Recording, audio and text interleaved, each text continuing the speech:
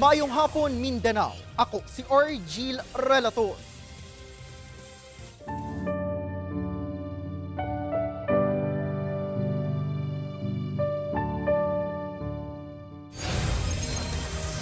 Una makabiyahe, gipailawom una sa drug test ang mga bus driver nga nanukad sa Davao City Overland Transport Terminal. Kiniagig pagsiguro nga anaa sa saktong kondisyon ang mga driver sa mga biyahe karong kalag-kalag. Anya ang report.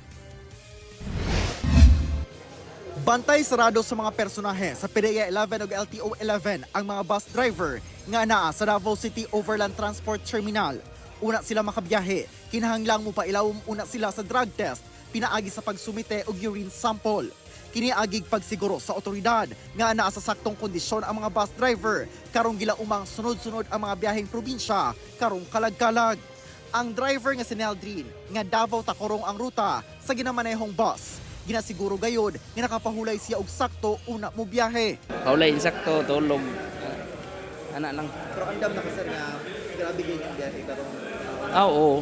Andam na kay permente naman ko dili na bago lang.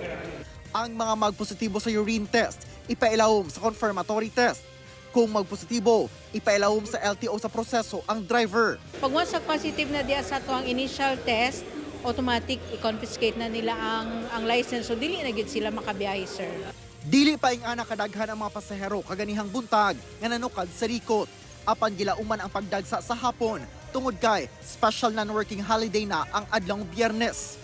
Buot ni Ann ug sa iyang pamilya nga dili makisabay sa dagsa sa mga pasahero. Busa karon pa lang, nibiyahe na sila pauli sa ilang probinsya. Mas mabisi manggod siya kung halimbawa karon November 1 pa ka, so mas dagsa ng tao.